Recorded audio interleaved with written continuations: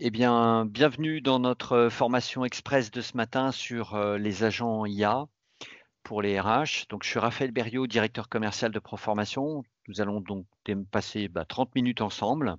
Donc bonjour à toutes et à tous, donc Jacques-Henri Marin, donc je suis formateur expert en IA, donc ça fait déjà, pas mal d'années que je travaille dans les domaines de l'automatisation de processus et dans la mise en place de solutions d'IA chez des clients et j'assure aujourd'hui maintenant l'accompagnement et la formation de collaborateurs et de dirigeants sur la mise en place de l'IA.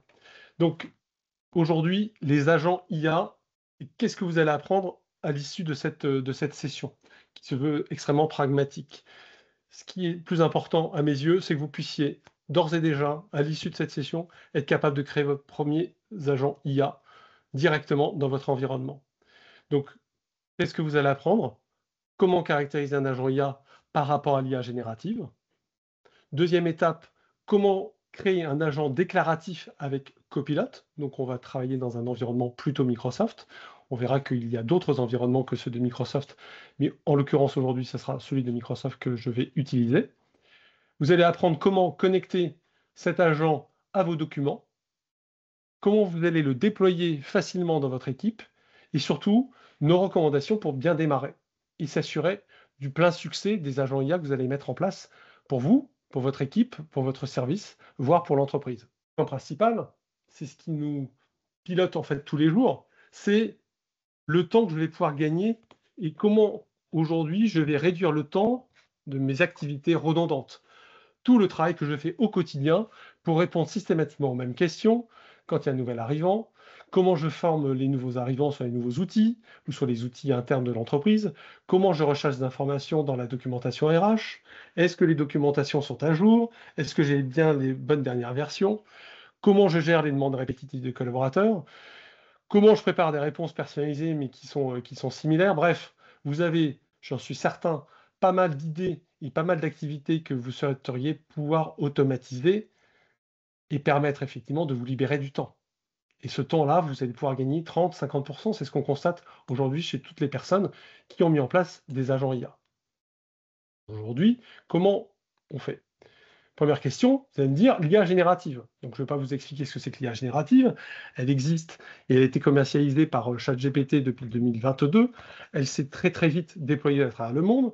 Il a fallu même pas 2 mois pour que 100 000 utilisateurs aient accès à la technologie. Donc, pourquoi? Parce qu'elle permet de générer.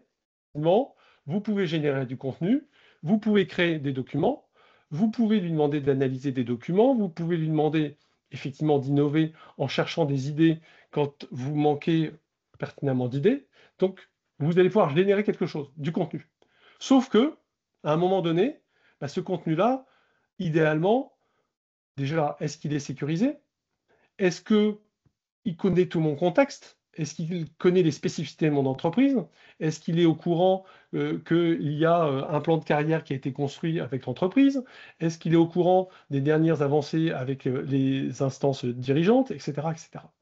Il y a des risques d'erreur, des interactions sont limitées, c'est qu'en fait, vous allez générer un document, vous allez générer quelque chose, puis après, qu'est-ce que vous allez faire? Vous allez faire du copier-coller pour pouvoir le mettre dans un document. Donc, en fait, finalement, il ne fait que créer.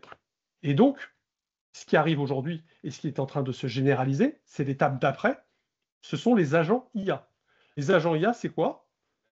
Imaginez que vous avez toujours cette capacité de générer des documents, donc de créer, auxquels vous allez associer des actions, auxquels vous allez associer un raisonnement, auxquels vous allez pouvoir attribuer des documents et surtout un contexte. Donc finalement, vous allez lui ajouter de la mémoire, vous allez lui ajouter de la sécurité, vous allez lui ajouter des actions. Vous allez lui ajouter donc une capacité de raisonner. Donc si je synthétise, l'IA générative, ça permet de créer une offre d'emploi, générer des visuels, générer des contrats, générer un livret d'accueil.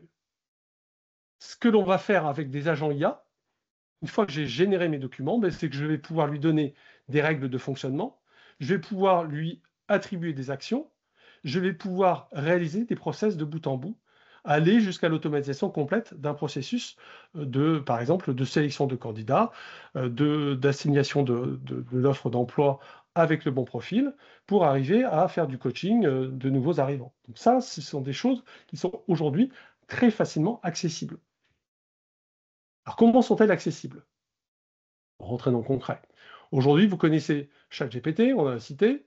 Les 3 principaux outils sur le marché et qui sont accessibles, c'est dans l'environnement Microsoft, c'est Copilot, qui lui-même est rattaché à l'entreprise OpenAI qui possède elle-même ChatGPT.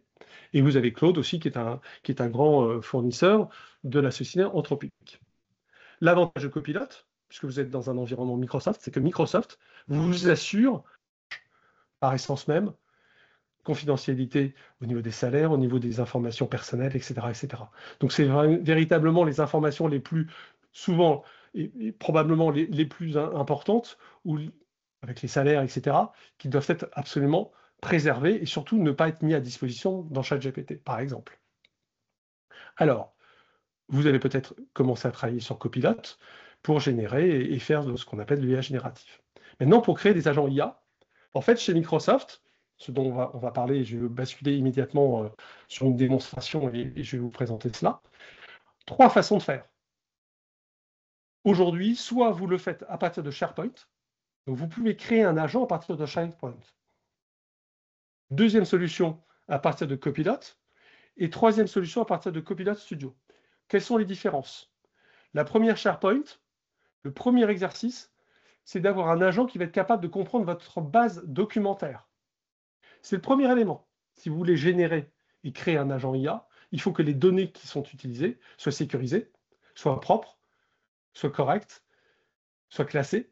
Et donc, le premier élément, finalement, je vais pouvoir créer un agent qui va m'aider à faire cela. Donc, je vais le faire dans SharePoint, tout simplement. Alors, on ne voit pas ton écran, Jacques-Henri, pas celui de SharePoint. Alors, on voit toujours ici mes logos. Oui, on est sur ton Voilà. PowerPoint. Oui. Le premier, SharePoint, le second, c'est Copilot, et le troisième, c'est Copilot Studio. Donc, je vais basculer sur SharePoint. J'ai constitué ici ma liste de documents RH, mes plans de carrière, mes synthèses des salaires, les guides des avantages sociaux, les guides d'entretien annuel, etc., etc. Et j'ai toute une base de connaissances avec toutes mes bases de documents. Premier élément qu'on pourrait être intéressant à faire ici, c'est de créer un agent qui va s'occuper de tous ces documents. Donc c'est aussi simple que ça. Quand vous arrivez dans votre environnement SharePoint, ici, en haut, vous avez un petit objet qui s'appelle Créer un agent. Vous cliquez sur Créer un agent et on va créer l'agent. Et cet agent de base, tout simplement, il va être capable de comprendre tout ce qui se passe dans votre SharePoint. Donc là, je vais lui demander de me dire quels sont, résumer les fichiers les plus récents. Donc, j'arrive, j'ai déjà un agent à ma disposition qui va être capable de comprendre tout ce qui se passe dans ma base documentaire, qui va être capable de collecter tout ce qui a été mis à jour, éventuellement de comparer des documents, par exemple ici on le voit, plan de carrière V2 et plan de carrière V1, donc il va être capable de comparer les documents. Donc déjà, c'est un premier élément extrêmement simple qui va me permettre d'avoir ici le résumé des fichiers récemment analysés. Là, j'ai mon plan de carrière V2 qui est installé, qui a été mis à jour avec une synthèse. J'ai ici la capacité de retrouver le document. Ici, c'est un document de type Excel ou en format CSV avec quelques informations. J'ai mes plans de carrière, etc. Et je peux lui demander de comparer les documents. Je peux lui demander de faire une analyse. Quels sont par exemple, quels sont les avantages sociaux proposés par l'entreprise. Donc moi, mon entreprise, je l'ai créée, je l'appelle le Tech Corp. Quels sont les avantages sociaux? Donc il va être capable d'aller retrouver dans l'ensemble de mes documents les informations concernant les avantages sociaux en analysant les fichiers qui sont disponibles. Donc c'est très important déjà de commencer par déjà avoir un agent aussi simplement et aussi simple que ça, qui va être capable de me retrouver dans votre base documentaire les informations, qui va s'assurer de leur cohérence, qui va s'assurer de vérifier qu'effectivement, ils sont bien à jour. Donc ça, c'est une première façon de faire. Vous allez me dire, j'ai analysé, je discute avec mes documents comme je discute avec Copilot, avec une IA générative en langage naturel. Je peux comparer des documents, je peux me faire la synthèse, je peux lui demander de les mettre à jour, etc. Donc ça, c'est la première façon de faire. Plus 10% de salaire, c'est pas mal. Eh bien, bah, pourquoi pas? Plus 15% en fonction de la Jolie performance. simulation, hein. Si Oui. j'ai un bon, si j'ai un bon indice de satisfaction de la formation express, j'aurai effectivement cette augmentation de salaire. Bien vu. Deuxième, deuxième façon de faire. Donc là, on l'a vu, SharePoint, c'est extrêmement simple. Vous avez votre environnement SharePoint, vous créez un agent. L'agent est disponible, il apparaît ici dans un objet.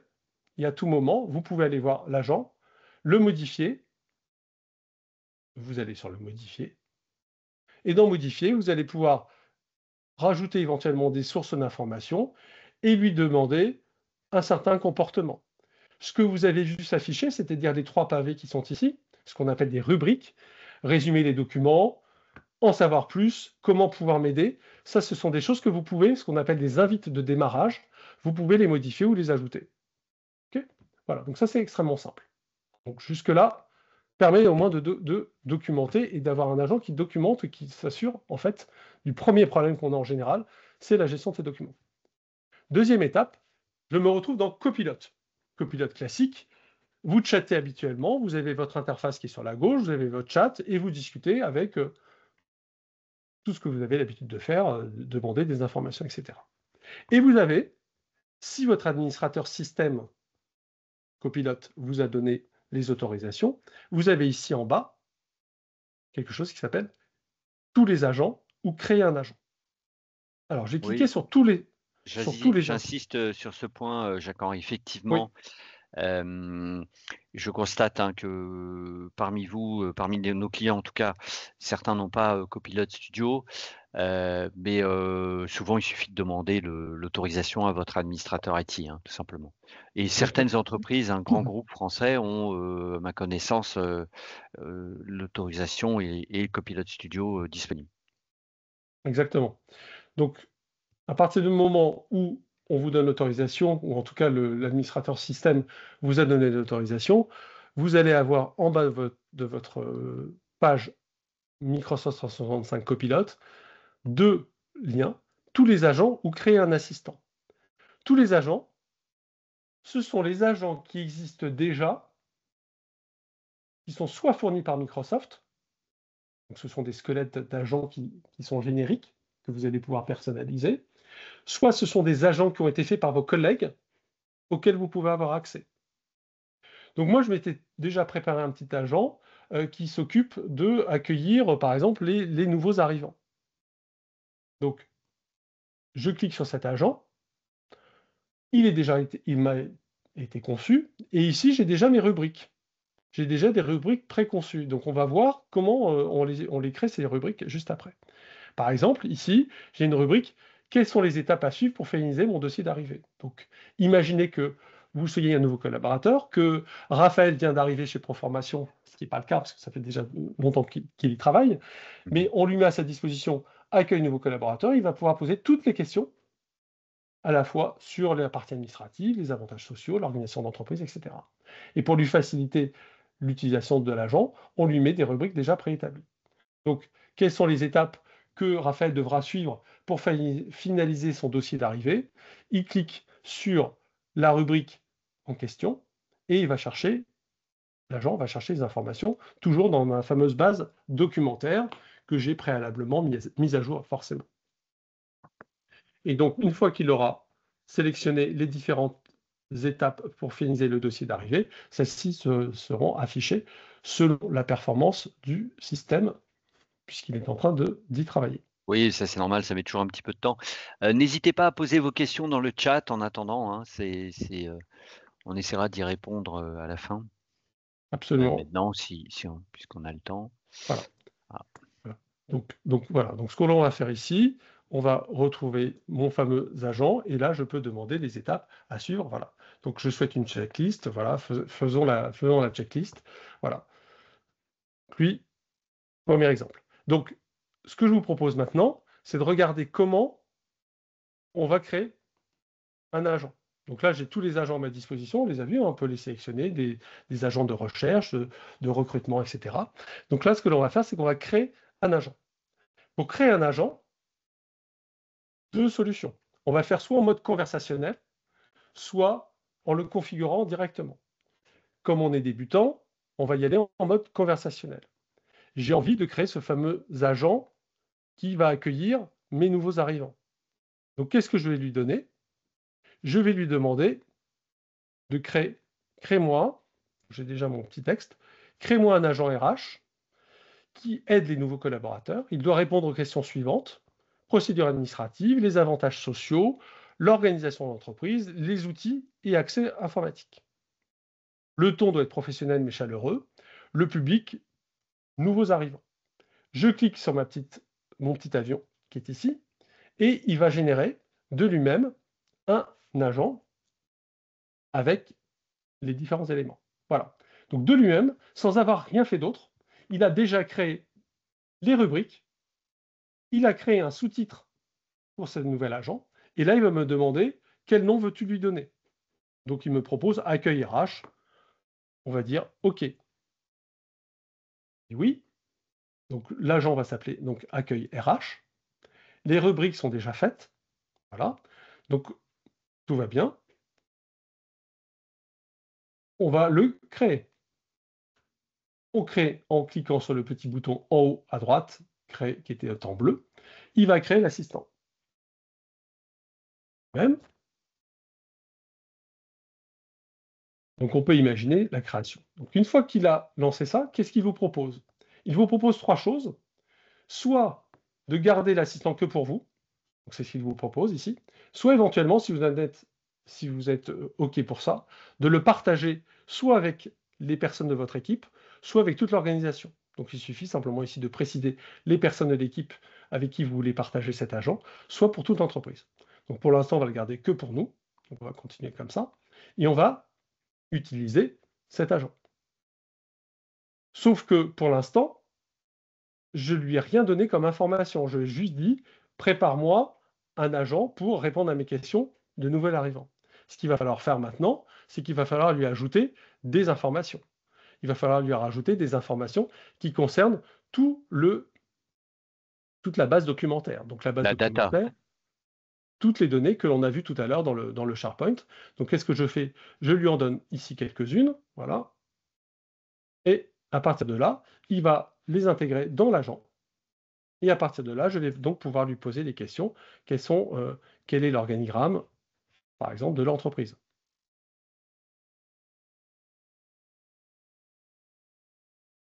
Et est-ce que ces données sont enregistrées ou faut à chaque fois aller les dire ou faut Systématiquement, taper? alors systématiquement, ces données sont enregistrées dans votre OneDrive ou dans votre SharePoint qui vous est propre et pour lequel vous avez toujours les mêmes règles de sécurité. C'est fondamental ce que tu dis, Raphaël, ici, c'est qu'effectivement, les informations ne partent pas à l'extérieur de l'entreprise, elles restent dans l'environnement que vous avez constitué, qui est privilégié. Donc là, je vais demander l'organigramme de TechCorp France, qui est mis à jour depuis janvier 2025. J'ai une synthèse qui s'affiche, et éventuellement, je peux cliquer ici pour avoir la source de l'information. Donc là, je viens de créer un premier agent en mode dit conversationnel. Maintenant, imaginons qu'on va y aller encore plus loin, je veux le modifier. Qu'est-ce qu'il a fait? Il a ici donc donné son nom. Éventuellement, je peux m'amuser à changer l'icône. Si je veux lui mettre une jolie icône, je peux changer l'icône avec un fond d'écran qui est différent, une couleur différente. Par exemple, je le mets en vert. Imaginons ça. J'applique. J'ai ici la description de l'agent, les instructions. Donc ça, c'est important. C'est ici que vous allez préciser tout le rôle de l'agent. Il doit fournir des réponses claires, il doit avoir un ton professionnel, il doit orienter les utilisateurs. C'est là où vous allez aussi donner des règles du type ne pas divulguer d'informations confidentielles ou personnelles. On va lui demander de répondre de manière concise, sans jargon, etc. Donc là, vous allez lui donner des instructions. La fameuse base de connaissances, c'est là où vous allez ajouter vos documents. Et vous allez cliquer ici sur « Donner la priorité aux sources de connaissances que vous avez ajoutées ». Donc là, je vais cliquer ici. Je vais rajouter toujours mes documents de tout à l'heure. On a dit, tiens, je vais rajouter tout cela. Hop.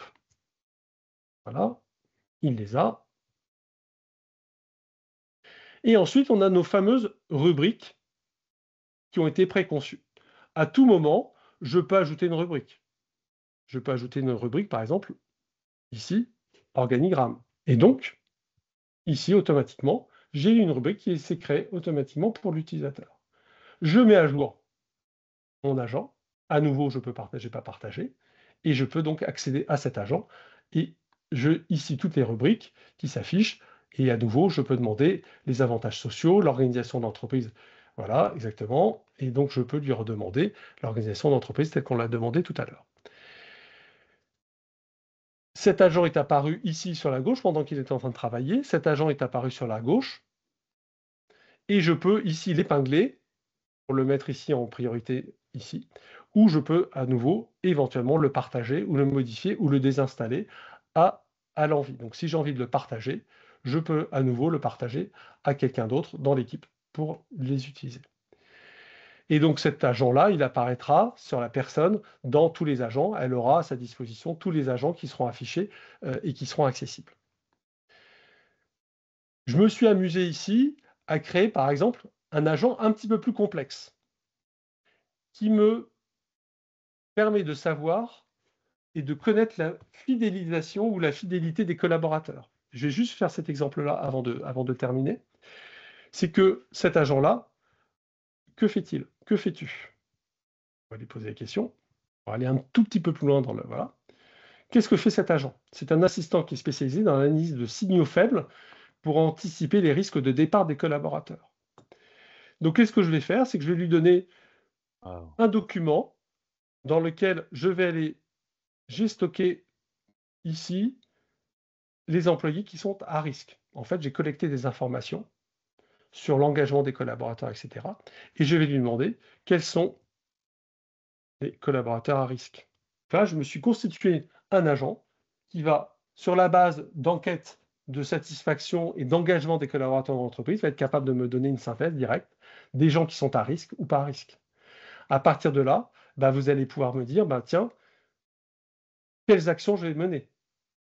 Qu'est-ce que je propose, par exemple, à Sarah Cohen, qui est à risque, qui a un score de risque à 92%, qui est basé sur un taux de satisfaction qui est critique, qui n'a pas été augmenté depuis 2 ans, qui est par contre très actif sur LinkedIn, par exemple. Donc là, vous allez avoir un certain nombre de critères que vous avez pu collecter sur lesquels vous allez pouvoir agir. Le plus intéressant là-dedans, donc évidemment, derrière, vous allez pouvoir faire votre plan de suivi, lui proposer des éléments.